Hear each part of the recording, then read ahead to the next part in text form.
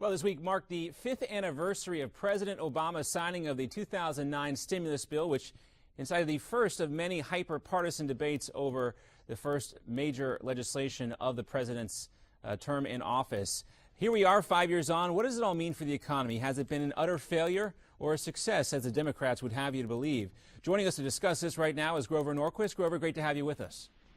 Good to be with you. All right, Grover, of course, the president and founder of Americans for Tax Reform. We'll talk about the 5th year anniversary of the stimulus bill real quickly, Grover. But first, I want to talk about this new CBO report, which is, again, damaging to the presidency, really hits home for the president. We talked about his minimum wage increase before. Now we're hearing that it could cost 500,000 to 1 million jobs. Do you think the president knew about this before he enacted this executive order?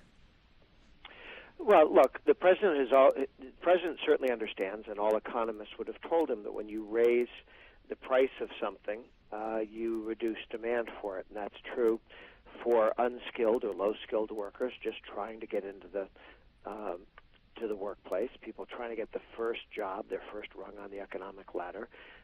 When the minimum wage was imposed, hundreds of thousands of Americans lost their jobs in the 1930s. So we've seen this happen before, and organized labor doesn't mind because the people who lose their jobs don't pay union dues.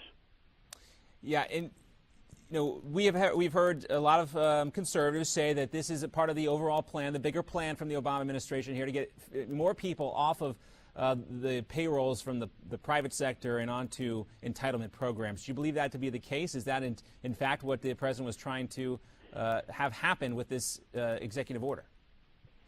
Oh dear, it's hard to tell what he meant to do, but it's certainly the effect. I mean, they're making it difficult and expensive for people to get that first job, for people to start out. In Europe, of course, you have a lot of people who don't work for long into their 20s, and it's very difficult, of course, that people get welfare or various welfare benefits instead of working.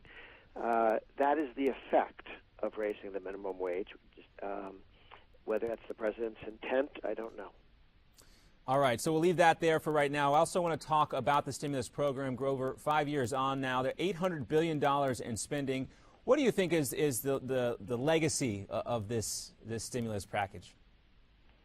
Well, the legacy of the stimulus package is twofold. One, it's $800 billion of debt that we didn't used to have. It was the most slowest economic recovery. I mean, we've been in a recovery since June, July of 2009, okay? May not feel like it. And the reason is, compared to the Reagan recovery, it's extremely weak. I mean, there's trillions of dollars of lost GDP, millions of jobs that would have existed in a normal recovery, just an average recovery since of World War II. This is the worst recovery since World War II. It is way beyond worse than Reagan's recovery, which was much stronger, created millions more jobs and hundreds of billions of more in GDP. So the legacy of the stimulus is $800 billion in wasted, $800 billion in debt, and a lousy, slow recovery. On the other side, the legacy of the stimulus is the Tea Party. When you had this massive spending program, 1 million people went into the streets the week of April 15th, 2009, reacting very strongly and negatively to this runaway spending.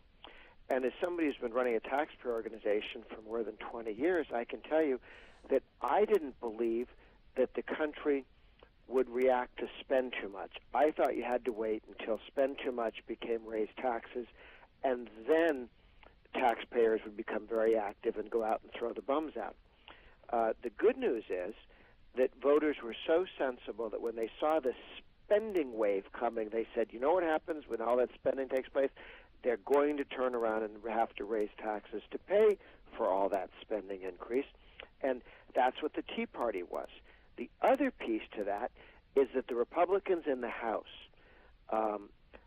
could have shared in the goodies of $800 billion in stimulus, but they all voted no. The stimulus package was written only with Democrats, by Democrats. All the cash went to Democrats. And the fact that the Republican leadership in the House held everyone together to vote no was the beginning of allowing the Republican Party and the Tea Party to work together for the huge victories in 2010. If Republicans had joined in the feeding frenzy, then the Tea Party movement would have been this pox on both your houses and you're all idiots.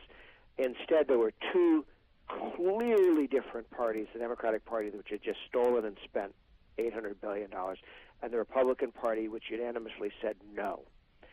And that's when the Tea Party and the Republicans started being able to work together. And here we are, Grover, 5 years on. There are some folks who would hold out the argument that the Tea Party's influence is waning here 5 years on past the stimulus. Do you agree with that? No, I think the Tea Party remains. Look, you had Republicans in 2011 hold the president's feet to the fire and say, we're not raising taxes. You want $2.5 trillion in debt ceiling increase because you've spent so much money. We need $2.5 trillion in spending restraint. We got a sequester, which is a spending cap for the next decade, for the next 10 years. It is a hard cap. It is the only good thing that's happened under Obama. It was a combination of Republican leadership and Tea Party insight on what's important. Focus on spending, focus on spending, focus on spending. The thing that didn't happen during 8 years of George Bush's presidency. George Bush did many good things. Focusing on spending restraint was not one of them. They did not wake up in the morning going, let's spend less. And we'll talk more about that focus on spending restraint. We'll have Grover Norquist stick around with us for another few minutes for this interview, but right now we have to take a step aside for a quick break. We'll have more with Grover Norquist coming up right after this.